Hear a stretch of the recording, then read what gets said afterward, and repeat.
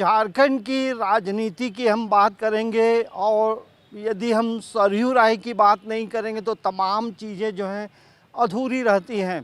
और सरयू राय राजनीति में कदावर नेता हैं और जमशेदपुर पूर्वी से वो विधायक भी हैं और इन्होंने चुनाव में सरयू राय ने चुनाव में रघुवर दास को शिकस्त दी थी और अब जो है रघुवर दास राज्यपाल बनाए गए हैं। अब आने वाले समय में अब भारतीय जनता पार्टी या झारखंड की राजनीति में सरयू राय की क्या भूमिका होगी, इन तमाम मुद्दों को लेकर बातचीत करेंगे। सबसे पहला सवाल सर ये है कि अब रघुवर दास राज्यपाल बने हैं, अब आगे की राजनीति का जो ठिकाना है वो कहाँ होगा? तो रघुवर जी के राज्यपाल बनने से झारखंड की राजनीति क्या बदलेगी? राज्यपाल हो गए हैं, संवैधानिक पद पर चले गए हैं, अब उनका आचरण संवैधानिक हस्ती के अनुरूप होगा।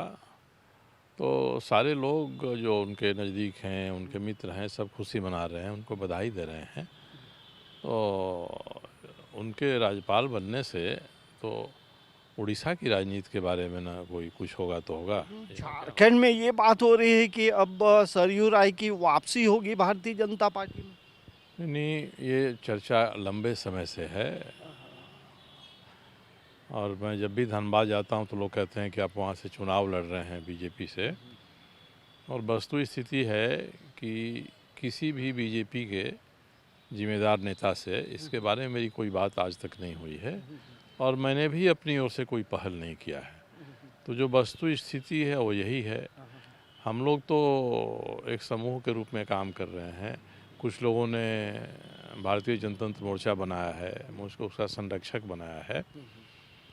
तो आगे अगर कोई राजनीति की बात होगी तो जो समूह हम लोग के साथ है हम लोग से बात करेंगे, विचार करेंगे क्या करना है, किसी पार्टी में जाना है या स्वतंत्र रूप से हम लोगों को आगे की झारखंड की राजनीति में हस्तक्षेप करना है। तो ये तो समय के हिसाब से तय होगा। ठीक है, नया समूह हम लोग का है, अब उतनी बड़ी औकात नहीं है कि पार्लियामेंट का चुनाव कोई कहीं से लड़ सके, बड़ा चुनाव होता है।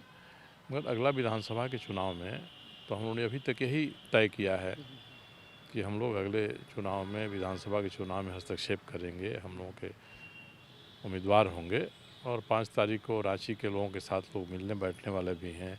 धनबाद में बड़ा सम्मेलन किया, जिसके पहले जमशेदपुर में हुआ था, पलामू में हुआ था। तो जो भी अब तय होगा, 10 लोग साथ में हैं तो 10 लोग मिल कर तय करेंगे ना। मगर अभी तक मैंने भी किसी से भारतीय जनता पार्टी में इस बारे में कोई बात नहीं किया है और भारतीय जनता पार्टी के भी किसी जिम्मेदार नेता ने इस उद्देश्य से मुझसे कभी कोई बात नहीं किया है।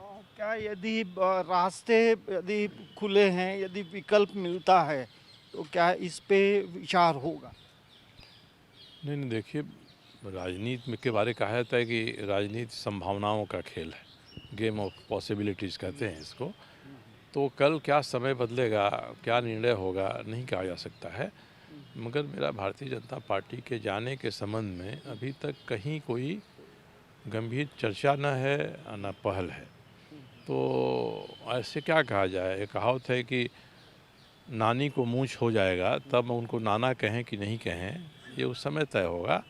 आज इस सब के बारे में हम लोग क्या कर सकते हैं? सर, अभी पूरे झारखंड में देखेंगे तो हर पल तमाम गतिविधियां बदल रही हैं और अभी लोकसभा के चुनाव हैं। लोकसभा के चुनाव में भारतीय मतलब झारखंड की राजनीति को लेकर यदि बात करेंगे तो क्या लोकसभा का चुनाव आप लड़ने वाले हैं? देखिए, आदमी राजनीति में है, विधानसभा लोकसभा चुनाव लड़ने की इच्छा रहती है। वैसे चुनाव नज़दीक आता है तो हर आदमी के मन में ये बात बुलाने लगती है कि जरा हम भी लड़ जाते चुनाव। लोग लड़ते भी हैं, जीता एक ही आदमी है। तो पार्लियामेंट आदमी लड़ेगा, मगर हम तो निर्दलीय हैं। निर्दलीय के लिए एक बड़ा क्षेत्र होता है लोकसभा का चुनाव, तो निर्दलीय के रूप में चुनाव लड़ना संभव नहीं होता है। अगर हम लोग का समूह है, ये तौलेगा कि नहीं हम लोग कहीं से लड़ सकते हैं, तो सब लोग मिलकर सामूहिक बात करेंगे। मैं इस विषय में अकेले बात करूं ये उचित नहीं है। ये झारखंड में हेमंत सोरेन की जो सरकार है उस पे यदि बातचीत की जाए तो किस तरह से शासन चल रहा है, क्या आपके तरफ से कोई सलाह होगा? नहीं, सलाह एक समय था जब हम लोग मिलते थे, बात करते थे। आज भी हेमंत सोरेन जी के लिए मेरे मन में बड़ी अपार स्नेह रहता है और मेरे मन में इच्छा भी रहती है कि नौजवान हैं, भविष्य के नेता बने, झारखंड में सबको लेकर चलें। ये हमारी व्यक्तिगत इच्छा रहती है, प्यार करता हूँ उनसे मैं। मगर उनकी सरकार जिस तरह से चल रही है, वो लगता नहीं है कि किसी सरकार को उस तरह से चलना चाहिए। हेमंत जी को इसका विश्लेषण करना चाहिए, समीक्षा करनी चाहिए, अपने अंदर झांकना चाहिए। देखिए, हमारा कोई समर्थक वर्ग है, तो राजनीति में जो भी किसी पद पर जाता है अपने समर्थक वर्ग के लिए अधिक से अधिक करने की कोशिश करता है, उसके हित में करने की कोशिश करता है। ये सभी करते हैं और इसमें कहीं कोई गलत नहीं है। हेमंत जी का जो समर्थन वर्ग है उसके लिए अधिकतम करें, किसी को एतराज़ नहीं होगा, मगर 100% उसी के लिए करें तो ये सही भी नहीं है और संविधान उसकी इजाज़त भी नहीं देता है। बात उठती है, हाँ, 1932 के खतियान की सबसे अधिक चर्चा होती है, हेमंत जी भी चर्चा करते हैं। हम लोगों को, मेरे जैसे आदमी को, इससे कोई परहेज नहीं है कि 1932 का खतियान यहाँ के स्थानीयता का आधार बने। मगर 1932 से 2000 ईस्वी तक जब झारखंड अलग बना, उस समय भी तो बहुत घटनाएं हुई हैं, बहुत लोग यहाँ आए हैं, अलग अलग तरह से। देश एक था, बिहार एक राज्य था, उसके नाते लोगों का यहाँ वहाँ बसना हुआ है, सब हुआ है। तो 1932 से 2000 के बीच की आबादी पर भी तो ख्याल रखना होगा, जिसका खतियान नहीं है, 32 के बाद का खतियान है। तो ये ऐसी बात है कि हमको सबको लेकर कोई चलेगा, राजनीति का समावेशी चरित्र बनेगा तो राज्य बेहतर तरीके से आगे बढ़ेगा। कुनबे की बात हम सभी करेंगे, परस्पर तनाव बनाने की कोशिश करेंगे, कोई काल्पनिक दुश्मन खड़ा कर लेंगे, ये है साहब, इसको हम हक नहीं देना चाहेंगे, हम कोई हिस्सा नहीं देंगे। और इसके आधार पर अगर बहुमत खड़ा हो जाता है कि हम साहब कम संख्या में लोग हैं, उनको तवज्जो नहीं देंगे, तो ये हमारे संविधान और लोकतंत्र दोनों की भावना के अनुरूप नहीं है। तो मैं कहता हूँ कि हेमंत जी को इन सारी बातों पर विचार करना चाहिए। जब कोई मुख्यमंत्री हो जाता है, पूरे राज्य का मुख्यमंत्री होता है, सबका मुख्यमंत्री होता है, तो इस हिसाब से हेमंत जी युवा हैं और ये जो राज्य है, इस राज्य में हेमंत सोरेन जी को जो स्थिति है, वो या तो इस राज्य के मुख्यमंत्री रहेंगे या इस राज्य में विपक्ष के नेता रहेंगे, दोनों ही जिम्मेदार पद हैं। तो हेमंत जी को इस गंभीरता के साथ आगे बढ़ना चाहिए, सबकी भलाई करनी चाहिए। अपना जो समर्थक समूह है उसके लिए अधिक से अधिक करें, मगर बाकी जो समूह है उसको भी बिल्कुल उपेक्षित करके, अलग करके, दोयम दर्जे का बनाकर ऐसा करेंगे तो राज्य आगे नहीं बढ़ेगा, विकसित नहीं होगा। मुझे उम्मीद है कि अनुभव बहुत हो गया है उनको और आगे आने वाले दिनों में ज़रूर इस पर विचार करेंगे। झारखंड में भी क्या जातीय जनगणना होना चाहिए? जातीय जनगणना कोई मुद्दा नहीं है। हर जिला में, हर सब डिवीज़न में लोग जानते हैं किस जाति के कितने लोग हैं। जब जातीय जनगणना नहीं हुई थी तब भी मान लिया जाता था कि ये विधानसभा क्षेत्र, ये लोकसभा क्षेत्र फलाना जाति का बहुमत है। जातीय जनगणना से मेरा कोई एतराज़ नहीं है, मगर जातीय जनगणना का उद्देश्य क्या है? हो जाएगा तो उसके बाद कौन सी बेहतरी आज से ज़्यादा हो जाएगी, इसको देखना चाहिए। बिहार में देख लीजिए, 1990 के बाद से तो वही समूह शासन में है जिसको ओबीसी कहते हैं, जो जनगणना करा के उत्साहित महसूस कर रहा है। झारखंड में भी आदिवासी ओबीसी वर्ग के ही मुख्यमंत्री रहे हैं। तो सत्ता में उनकी हिस्सेदारी तो पहले से है, जातीय जनगणना करके वो क्या हिस्सेदारी लेना चाहेंगे। बात नौकरियों की आती है और नौकरी केवल जनसंख्या पर नहीं चलती है, नौकरी के लिए और भी कंसिडरेशन होते हैं। संविधान ने जो प्रावधान किया उसके हिसाब से सर्वोच्च न्यायालय ने सीमा बांधा है।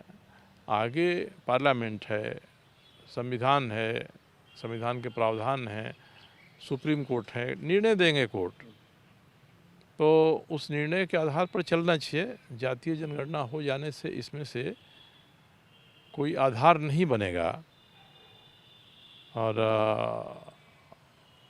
तब तो बात जातीय ही नहीं, आर्थिक जनगणना भी होनी चाहिए कि समाज के किस समूह के पास कितनी संपत्ति है, ज़मीन किसके पास है, बैंक बैलेंस किसके पास है, फैक्ट्रियाँ किसके पास हैं। तो इस तरह की चीज़ें होने लगेंगी और सब जनगणना के संख्या के आधार पर होगा। तो आप उम्मीद करिए कि आगे आने वाले समय में राज्य की समाज की क्या स्थिति होगी। वन नेशन वन इलेक्शन की बात हो रही है, दिल्ली में बैठक भी हो रही है। नहीं, मुझे ये अच्छा लगता है और 1966-67 तक तो वन नेशन वन इलेक्शन ही था। उसके बाद राज्यों में अलग अलग सरकारें बनने लगी, बिगड़ने लगी, तो 1966-67 के बाद आज तक का जो करीब 60 साल का समय है, 60 साल की समय में संसदीय राजनीति चुनाव का अनुभव करके अगर कोई हम तरीका निकालें कि एक देश एक चुनाव हो जाए तो स्थिरता भी आएगी सरकार में और मुझे लगता है कि चुनाव के खर्च भी बचेंगे। 28 तारीख को जेपी नड्डा रांची आ रहे हैं, संकल्प यात्रा का समापन है। बाबूलाल मरांडी पूरे राज्य में वो घूम घूम कर अपने दल को मजबूत करते रहे, संगठन को उन्होंने मजबूत किया। जेपी नड्डा का रांची आने को किस नज़रिए से देखते हैं? क्या आपकी उनसे मुलाकात होगी? जेपी नड्डा जी एक पार्टी के राष्ट्रीय अध्यक्ष हैं। उनके पार्टी के बिहार अध्यक्ष ने दौरा किया है राज्य का, समापन समारोह उसके लिए आ रहे हैं, तो ये तो पूरी तरह से उनके पार्टी का अंदरूनी मामला है। हर पार्टी अपना कार्यक्रम करने के लिए स्वतंत्र है, उसके पदाधिकारी यहाँ आएंगे। तो जेपी नड्डा जी का आना यहाँ एक ऐसी घटना नहीं है जो पूरे समाज को उद्वेलित कर देगी। वो अपने पार्टी के वर्कर्स को, नेता हैं, उनको संबोधित करेंगे। संबोधन के दायरे में किन किन बातों को उठाते हैं ये उस समय सामने आएगा। हम लोगों के लिए कौन नेता आ रहा है ये महत्वपूर्ण नहीं है। नड्डा जी आ रहे हैं, हेमंत सोरेन जी कल कहीं जा रहे हैं, कोई दूसरा तीसरा नेता कांग्रेस का वो कहीं जा रहा है, तो ये हम लोगों के सोचने विचारने का विषय नहीं है। सब पार्टी के लोग अपने अनुसार काम कर रहे हैं। हम लोग उनके बारे में कोई टिप्पणी करिए मुनासिब नहीं होगा। तो ये देखिए हमारे साथ सरयू राय थे और बाकी से तमाम बातों को उन्होंने रखा और एक महत्वपूर्ण बात उन्होंने कही कि राज्य में यदि होना चाहिए तो वो आर्थिक सर्वेक्षण होना चाहिए, आर्थिक जनगणना होना चाहिए। ये एक नई और महत्वपूर्ण बात है। समाचार प्लस के लिए कैमरामैन सुरेंद्र प्रसाद के साथ अंजनी कुमार, रांची।